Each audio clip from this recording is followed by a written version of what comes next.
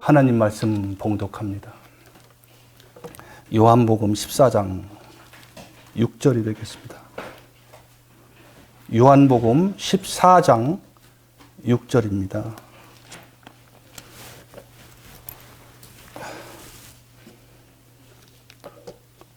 찾으신 줄 알고 봉독합니다. 예수께서 가라사대 내가 곧 길이요 진리요 생명이니 나로 말미암지 않고는 아버지께로 올 자가 없느니라. 세상은 점점 타락하여 암흑시대로 변화해 가고 있습니다.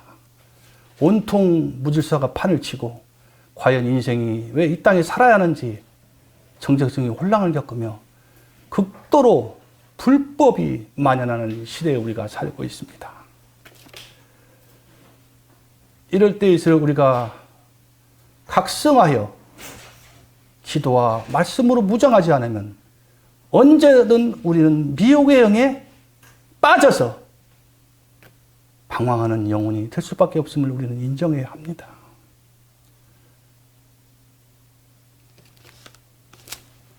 여러분, 지구 중심주의라는 말과 인간 중심주의라는 말을 들어보셨습니까? 지구 중심주의라는 것은 우주 전체, 특히 그 중에서 태양계인 태양과 달과 목성과 토성과 명왕성 같은 태양계는 지구가 생존하고 지구가 작동을 제대로 할 수 있도록 지구를 돕기 위해서 존재한다는 법칙입니다.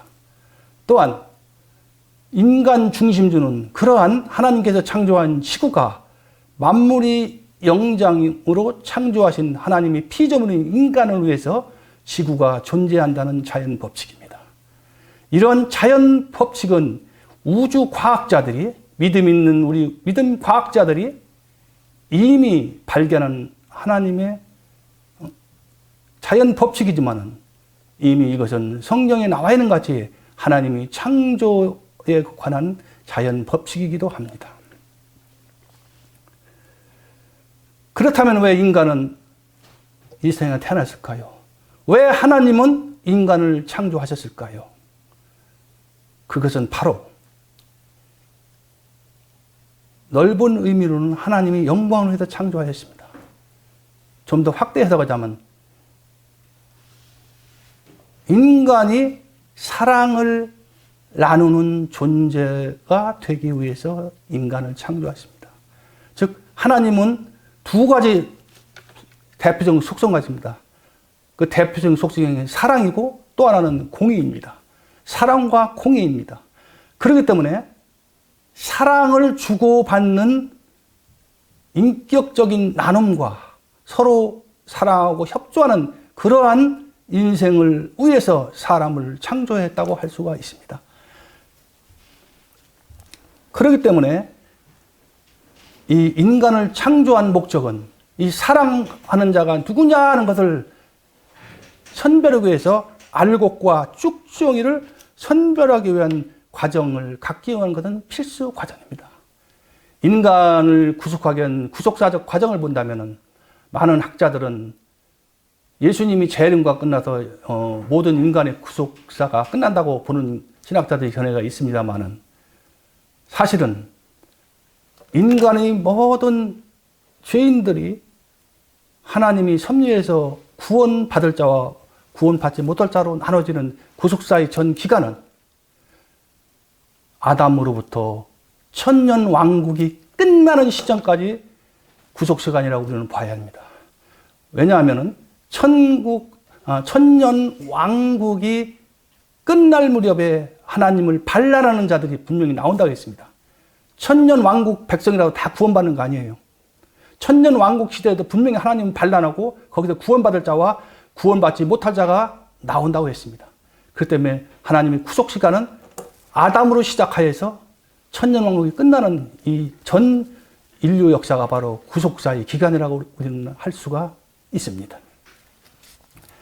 그렇다면 왜 하나님께서 이렇게 긴 세월 동안 알곡과 쭉정이를 선별하시기 위한 과정이 필요했을까요? 그것은 바로 알곡만이 하나님의 생명을 담는 그릇이 돼요. 하나님을 진정으로 사랑하고 하나님을 진정으로 감사하고 찬양함을 예배드릴 수 있는 존재가 될 수 있기 때문입니다. 그렇기 때문에 하나님이 심판의 기준도 자연히 사람의 창조한 목적인 사랑을 어느 만큼 실천하느냐에 따라서 공의로우신 하나님의 공의의 심판의 기준도 바로 사랑일 수밖에 없는 것입니다. 그래서 이 긴긴 인간 구속사의 기간 동안 하나님께서는 우리 인간 사회에 보면은 많이 그 입사 시험도 있고 때로는 그 대학교 입학 시험도 있고 또는 승진 시험도 있죠. 그거 마찬가지로 하나님께서는 작정하셨습니다. 인간 긴 시간 동안 누구나가 다 하나님 가족을 선발할 수 있는 선발고사 시험을 주자라는 계획을 세우시고 이 인간 구속사의 기간 동안 누구나 차별 없이 흑인이든 백인이든 황인종이든 누구나 차별 없이 다 하나님 가족 선발고사 시험에 응시할 수 있는 기회를 부여하셨습니다. 그래서 그 가족 시험에 응한 사람이 소위 예수 믿는다는 기독교인들이고 그 시험을 거부한 사람이 바로 모든 이방인들, 모든 이방 종교를 가진 모든 총틀어서 하나님 밖에 있는 사람, 모든 사람을 바로 하나님이 응시하라고 준 하나님 가족 선발고시를 거부한 자들이라고 정의할 수 있습니다. 이 시험은 말이죠. 단기간을 끝나는 단기간인 시험이 아닙니다. 평생 동안 지속되는 시험입니다. 평생 동안 지속되는데 이건 이론 시험이 아닙니다. 그 사람이 자기 자신이 죄인임을 깨달아 회개하고 예수님을 영접하여 얼마만큼 그 믿음의 증거인 사랑을 실천하는가? 하나님이 창조의 목적인 그 사랑을 이웃과 나누며 살았는가의 그 정도에 따라서 합격과 불합격이 판가름한 그러한 구속사의 과정이라는 겁니다. 그러면 최종 합격자는 언제입니까? 그것은 바로 개인적으로 누구나 육체의 죽음을 맞이합니다. 사람이 한 번 죽는 것은 정한일지요. 그 후에는 반드시 주님의 심판대가 쓴다고 했습니다. 그 심판대에서 주님, 재판장이신 우리 주님께서 심판하실 그때에 과연 하나님 가족 선발시사의 고사 시험에 합격했는지 불합격했는지 그때 가서 판가름합니다. 여러분, 그렇다면 그 알곡이 중요한데 그럼 알곡이란 무엇입니까? 알곡은 자기가 죄인임을 깨달아 회개하고 예수님을 구주로 영접한 후 그 믿음의 증거인 사랑을 목숨을 다하여 실천하며 살아가는 거룩한 자들이 바로 알곡이라고 할 수 있습니다. 참고로 말씀드린 것은 이 알곡이 되지 않으면 천국에서 하나님이 계신 천국에서 단 한 시간도 생존할 수 없는 것이 바로 하나님이 계신 하나님 나라의 세계의 실상입니다. 그렇기 때문에 우리가 예수님이 필요한 것이 절대 필요한 것이고 그렇기 때문에 우리가 십자가에서 죽는 과정이 반드시 필요한 겁니다. 십자가에 죽는 과정을 거치지 않으면 누구든지 아버지 나라에 갈 수가 없습니다.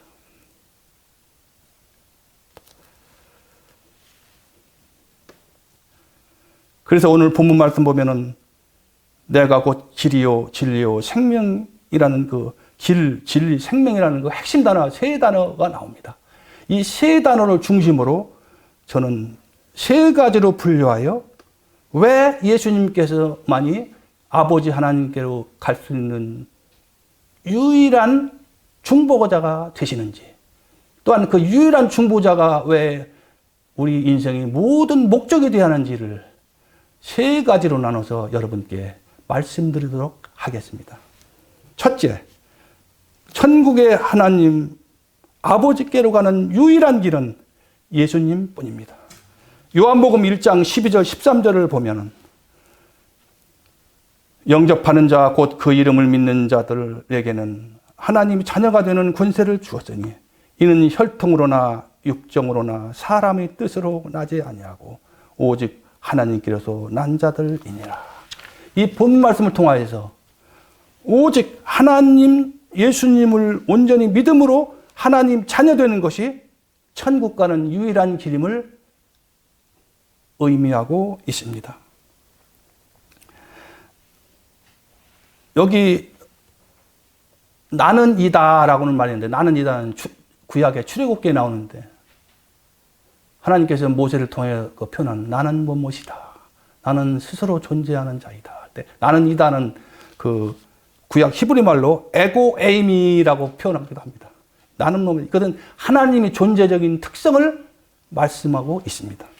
그런데 이 본문에서 나는 길이다 할 때 나는 길은 바로 이 길은 어떤 다니는 길이 아니고 바로 예수님 자체를 의미합니다.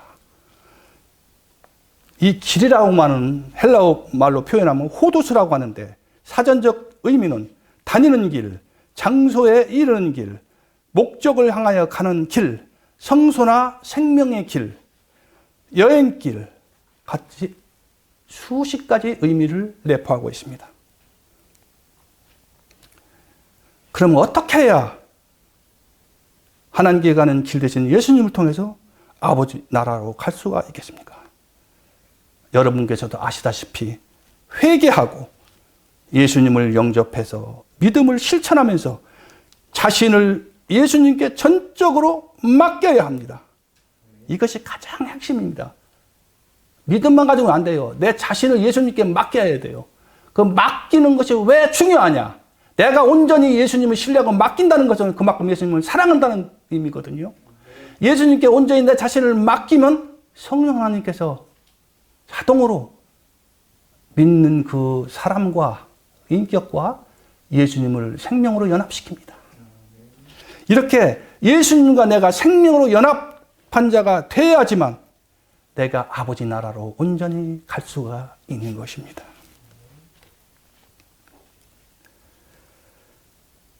생명연합의 길을 가기 위해서는 반드시 우리가 극복해야 할 가장 중요한 죄악이 하나가 있어요.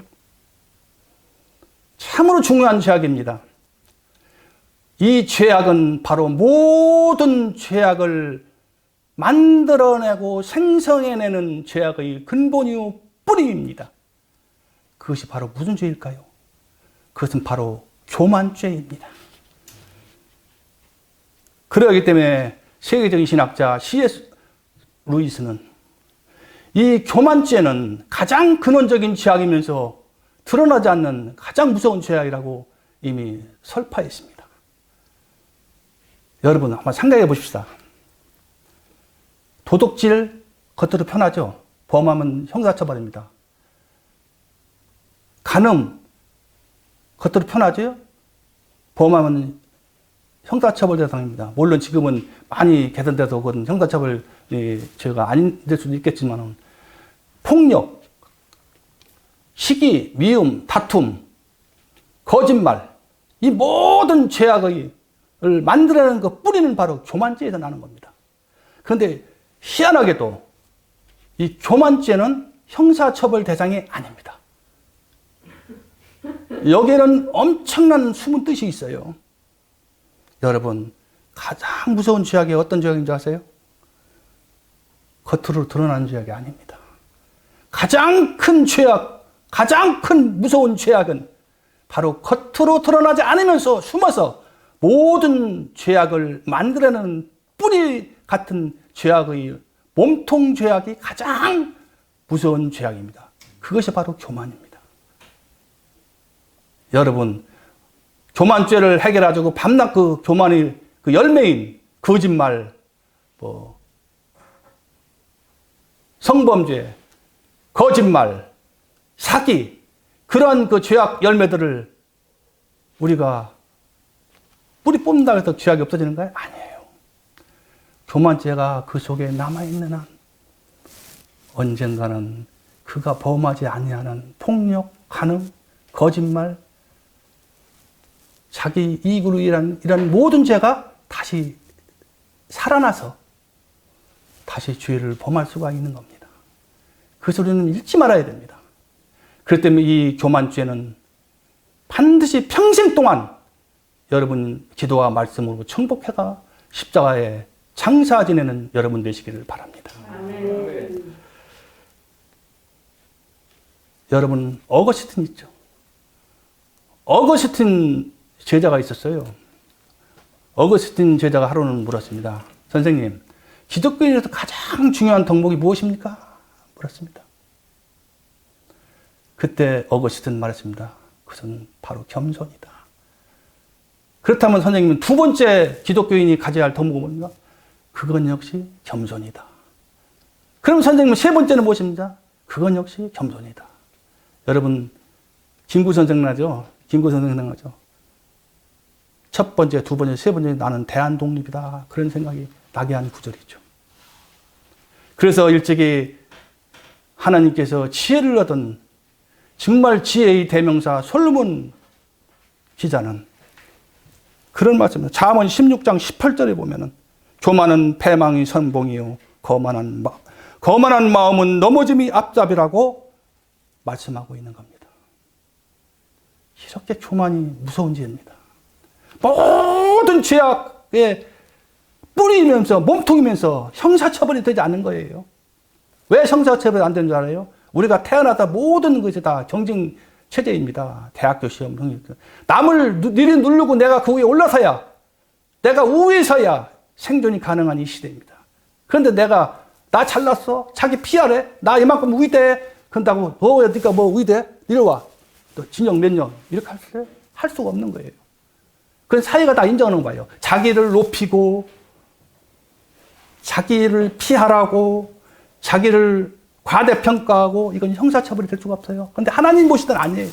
가장 큰 죄악으로 보는 게 바로 우상숭배와 더불어 교만죄를 하나님께서는 가장 큰 죄악으로 보십니다. 왜냐하면 교만죄에서 모든 죄가 파생되기 때문에.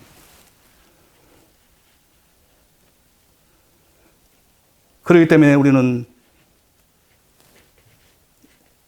하나님께로 가는 유일한 길은 바로 예수님 자체이기에 예수님이야말로 하나님께 가는 유일한 중보자요.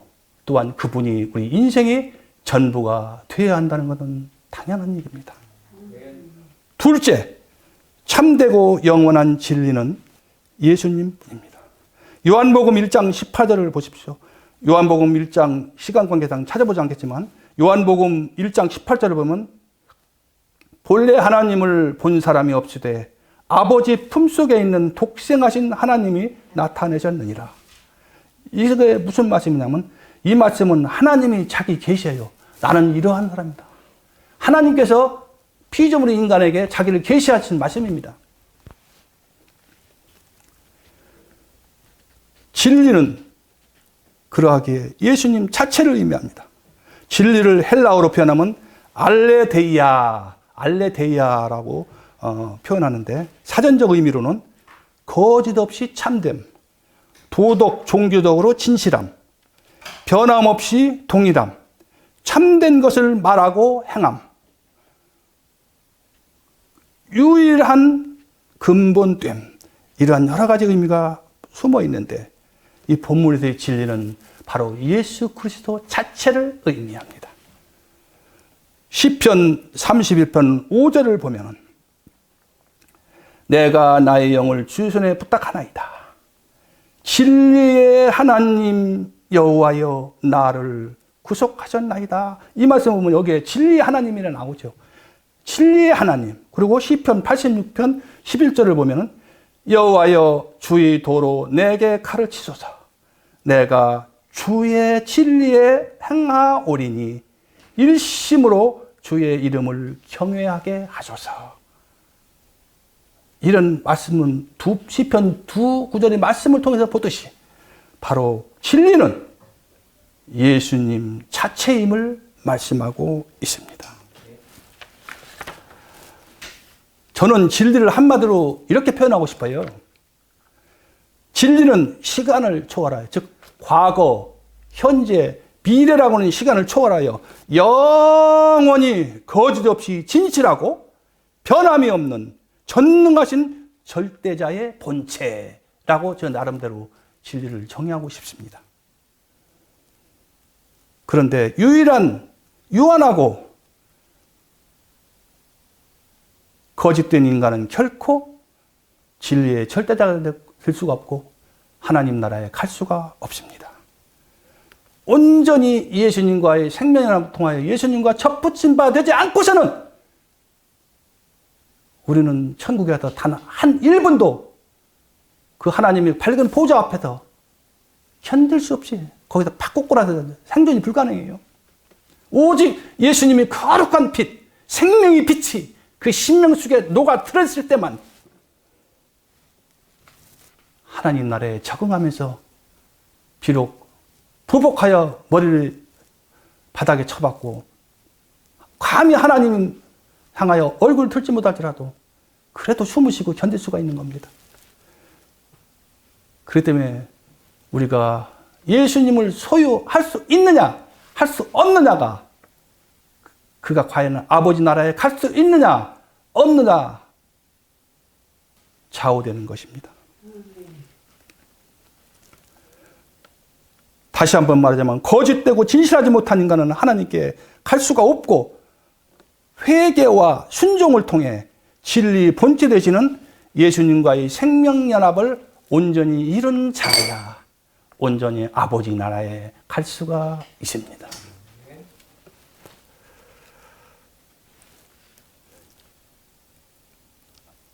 그분 예수 그리스도가 진리 자체이기에 하나님께 가는 참되고 유일한 중보자이고 우리 인생의 모든 것이 될 수가 있는 것입니다. 여러분 오늘날 세계를 보십시오. 특히 이만이나 이런 기타 이단 교주들 보면은 내가 진리다 주장하죠. 현혹합니다. 그런데 희한하게도 대학원 이상 나오고 똑똑하고 날고 긴다는 사람도 성경에 보면 말도 안 되는 엉뚱한 진리인데 그게 사실이 믿어져요. 왜 그런 줄 알아요? 그 사람의 마음에 자기중심이 정욕 때문에 탐욕 때문에 마귀가 미우영이 들어가서 그게 검은색을 희다가면 흰 것으로 믿어지는 거예요. 이만큼 유혹의명이 무섭습니다. 평소에 이러한 내가 진리다라고 유혹하는 영에 넘어가지 않기 위해서는 평소에 기도와 말씀으로 철저히 무장하는 여러분 되시길 바랍니다.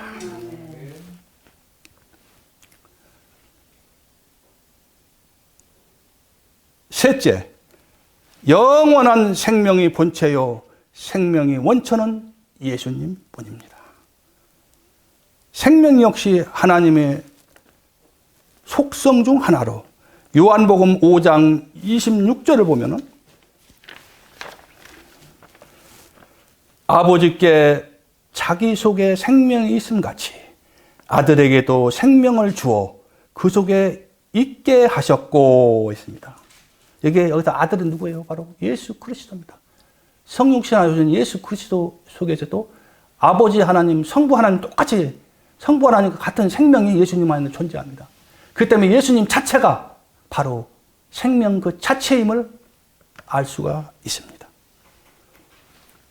그런데 이 생명은 일정 기간이 아니라 일시적인 것이 아니라 영원합니다. 왜 영원합니까? 이 생명의 원천은 바로 하나님의 호흡입니다. 사람을 창조할 때 하나님의 호흡으로 입김을 부어서 만들었죠. 입김은 하나님에서 나온 거예요. 하나님께 나오는 것은 모든 것이 영원합니다. 진실합니다. 그렇기 때문에 하나님의 호흡이 원천이 되어 영원토록 약동하며 살아 움직이는 생명체가 바로 생명의 의미요 속성입니다. 이 생명은 영원토록 기쁨과 평강이 넘쳐나는 특성이 있습니다. 왜 생명이 영원토록 기쁨과 평강이 넘쳐나는 특성이 있을까요? 그것은 바로 기쁨과 평강의 주체는 바로 예수 그리스도 자체이기 때문입니다. 그렇기 때문에 이 예수님으로부터 오는 그 기쁨과 평강은 일시적인 것이 아니에요. 영원히 지속되면서 말할 수 없이, 감당할 수 없이 기쁨과 평강이 넘쳐나는 그러한 것이 생명의 특성이기도 합니다.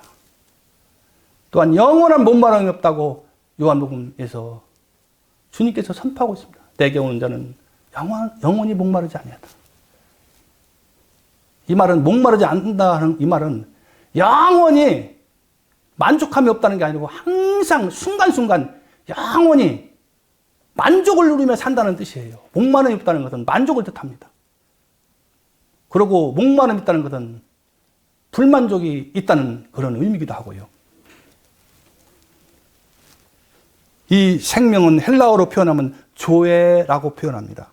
이 조에라고 하는 이 헬라어 사전적 의미는 살아 움직이는, 약동하는, 목표를 향해 가는, 그 다음에 의도를 가지고 활동하는 등의 여러 가지 의미가 내포되어 있습니다. 그런데 이 본문에 나오는 이 생명은 바로 예수 그리스도 자체를 의미합니다. 요한일서 5장 11절 12절을 보게 되면 또 증거는 이것이니 하나님이 우리에게 영생을 주신 것과 그 생명이 그의 아들 안에 있는 그것이니라.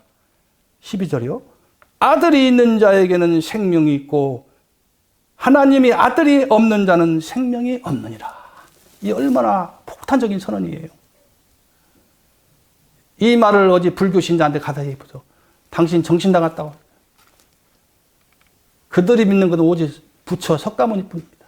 하나님을 인정하지 않아요.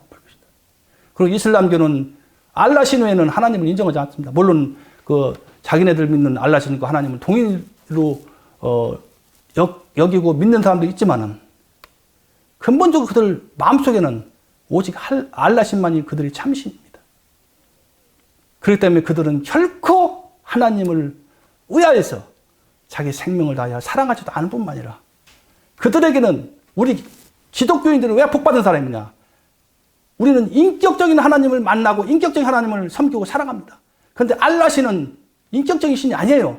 사람이 만들어놓은 우상신에 불과합니다. 이것을 너무나 이슬람 교도들은 모르고 있어요. 참으로 안타까운 일이 아니었습니다. 이 성경만이 하나님께서 인간에게 자기 자신을 계시한 특별 계시의 말씀입니다. 하나님을 계시하는 것이 특별 계시가 있고 일반 계시가 있는데 특별 계시는 바로 직통으로 말씀을 통해 나는 아까 에고 에임이라는 말듯이 나는 뭐뭐이다 라고 이렇게 선포하셨죠. 하나님이 자기 계시의 말씀 특별 계시로 나타나는 것이 신구약 성경 66권입니다.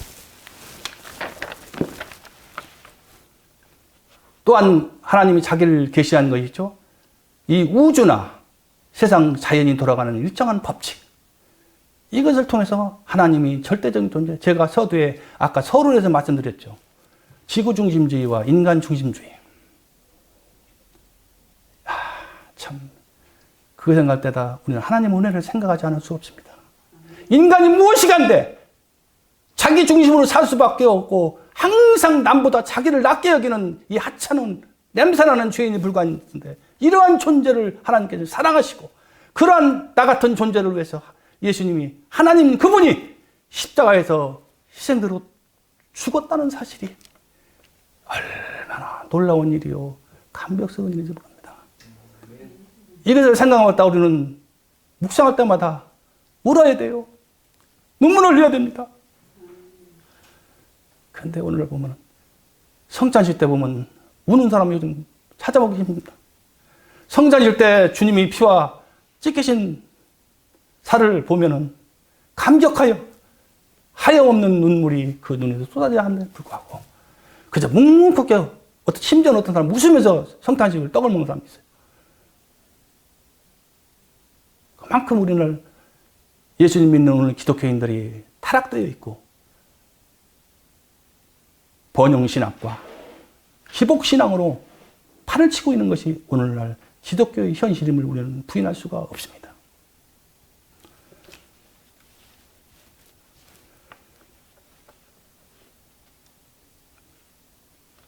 생명을 본체로 나타내고 있는 예수님이 있는 자는 생명을 소유한 자이기 때문에 이러한 예수님이 온전히 나의 구주요 나의 전부가 되지 않은 자는 하나님 나라에 결코 갈 수가 없습니다. 길과 진리를 소유하지 않는 자는 결코 생명을 소유한 자가 아닙니다. 왜일까요? 길이요 진리요 생명 자체이신 분이 바로 예수님이기 때문입니다. 이와 같이 생명 되신 예수님만이 아버지께로 갈 수 있는 참되고 유일한 중보자요, 또한 예수님만이 나의 생명이 되기 때문에 예수님이 내 인생의 모든 것이 되어야 하는 것은 너무나 당연한 영적 원리요, 영적 사실인 것입니다. 우리는 이 같은 그 귀한 말씀을 잊어서는 안 됩니다. 예수님만이 나의 생명이 될 수 있고 예수님만이 나의 모든 전부가 될 수 있다는 이 너무나 당연한 사실을 너무나 많은 기독교인들이 망각하고 그냥 건성으로 여기고 하루하루를 살아가고 있습니다. 여기서 결론에 가기 전에 저는 평소에 이런 생각했습니다. 야, 경환아, 너 예수 믿니? 예, 예수 믿습니다. 그러면 너 예수 믿으면 너는 예수가 전부인 삶을 살고 있느냐? 그렇게 내 자신을 물어봤어요. 예, 살고 있습니다. 대답이 안 나오더라고요. 지금도 진행 중이지만. 왜 그럴까?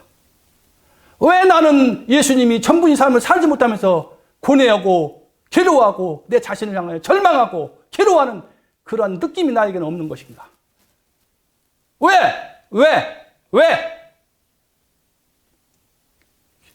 며칠을 고뇌하고 기도하며 생각해 보았습니다. 완전한 것은 아니지만 제 나름대로 결론 얻은 것이 있어요. 그것은 바로 무엇이냐? 내 마음속에 아직도 예수님을 사랑하는 새 사람의 법이 나를 주관하지 아니하고 바로 옛사람의 죄성이 나를 많이 지배하고 있구나. 옛사람의 죄성이 새 사람의 그 법보다 강하게 역사하기 때문에 예수님이 전부인 삶을 살지 못하고 그러한 삶을 살지 못하도 아무런 느낌이 나에게 다가오지 않는 것이요. 또한 그러한 자신을 보면서 고뇌하지 않는 겁니다. 여러분, 왜 예수님을 사랑하는지 그렇게 중요합니까? 예수님을 사랑하지 않고서는 결코 예수님이 전부인 삶을 살아갈 수가 없습니다. 그건 너무나 당연한 말씀에서 표현하고는 영적 원리예요. 사랑하는 여러분, 우리가 심판도에 있었을 때 무엇이 심판을 요소를 좌우하는 요소인지 알까요? 아까 서두에도 말씀드린 바로 사랑입니다. 믿음이 있노라면서 여전히 자기 중심적으로 살면서 남을 불우한 이웃을 오늘 또 허걱거리며 생존에 몸부림치고 있는 불우한 이웃들을 위해서 눈물 뿌리고 기도하지 아니하고 그들을 위해 연보하지 아니하고 그들을 돕지 아니하고 그들을 외면은 마태복음 7장에다 나오잖아요. 예수님이 영원한 심판에서 분명히 예수님이 선포했습니다. 예수님을 사랑한다는 것은 바로 이웃사랑으로 나타나야 됩니다. 과거, 현재, 미래에서 과거보다는 현재, 지금 이 시간에 진정으로 내가 내 나름대로 가장 쉬운 것부터 가장 작은 것부터 실천하는 그 사랑을 실천하는 삶을 그 훈련을 쌓지 않으면 어쩌면 영원히 여러분께 그러한 사랑을 실천하는 기회가 오지 않을 수도 있습니다. 결론입니다. 로마서 14장 8절 말씀을 읽어보니까 사도 바울은 이런 신앙을 고합니다. 우리가 살아도 주를 위해 사는 것이고 주를 위해 죽나니 우리가 사나 죽으나 주님의 것이로라. 이 얼마나 위대한 신앙 고백입니까? 그 사도 바울이 그러한 신앙을 할 수 있는 근원적 배경이 되는 것은 바로 예수님이 나를 위해서 이 벌레만토부터는 인간을 위해서 하나님인 자신이 육신을 입으시고 희생적인 제사로 십자가를 통해 죽으셨기 때문입니다.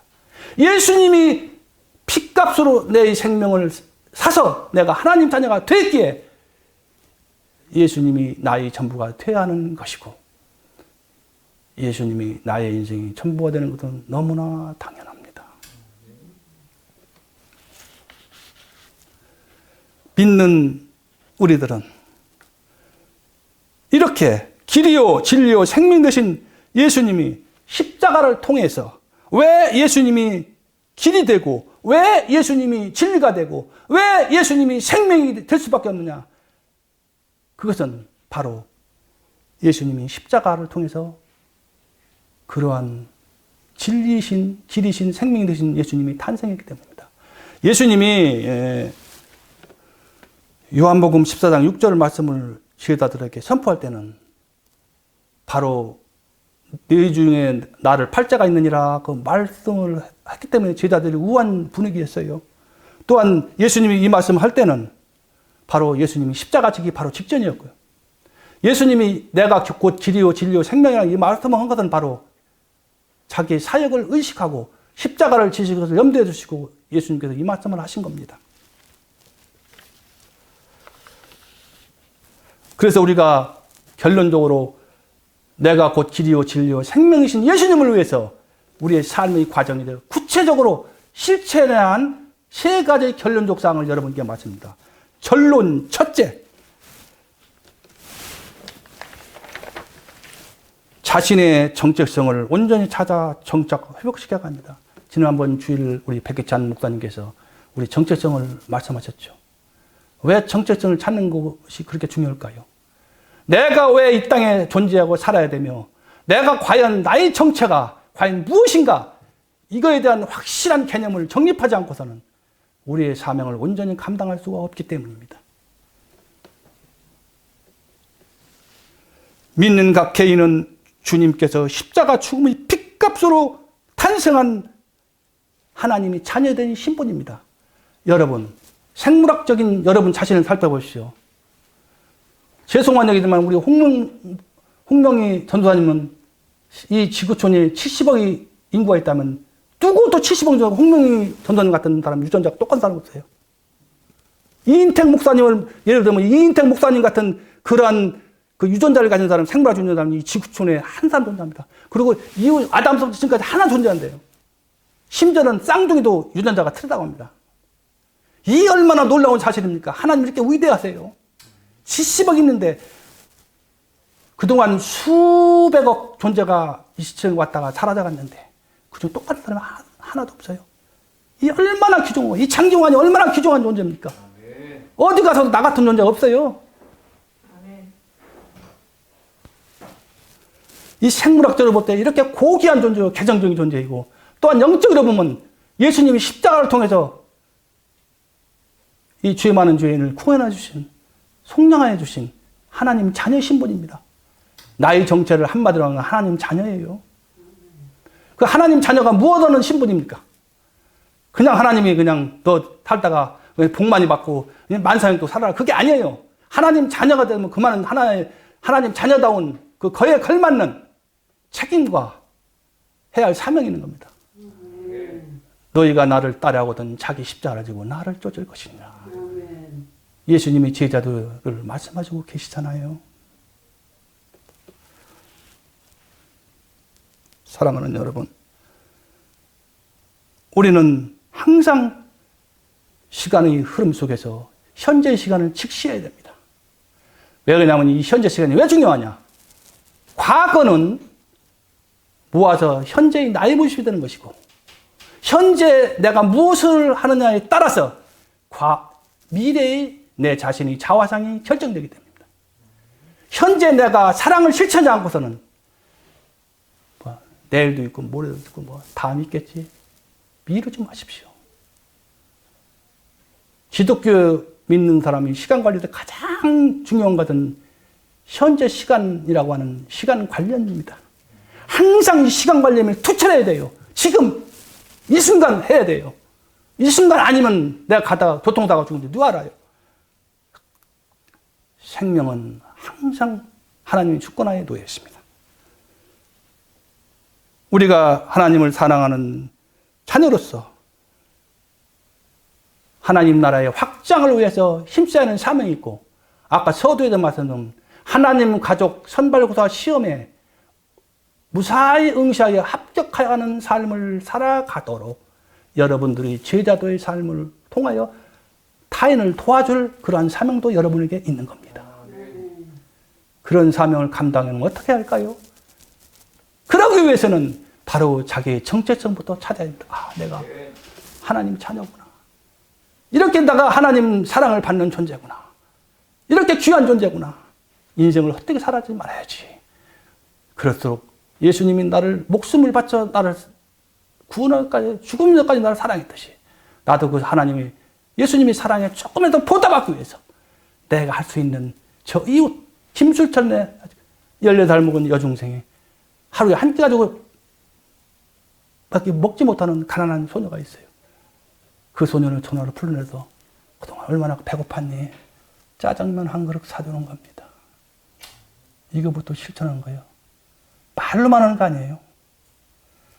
그들을 위해서 돈 10,000원을 붙여주는 것은 구제에 불과한 헌금이지만 그 소년을 불러내요. 그 소녀와 눈을 맞추고 그녀를 위로하고 그녀와 함께 식사를 나누는 것은 사랑을 나누는 행위가 되는 겁니다. 이것을 위해서 하나님이 우리를 창조한 것입니다. 이렇게 서로 불쌍한 사람 돕고 살아나고. 부부가 왜 존재합니까? 부부는 서로 연합하고 사랑으로 섬기고 부족함을 채워주면서 하나님 나라에 무사히 입성하도록 도와주는 것, 그 이상 이하도 아닙니다. 저는 부부의 정의를 어디 가서 그렇게 정의하고 싶습니다. 부부는 왜 존재하느냐? 부부의 정의가 무엇이냐?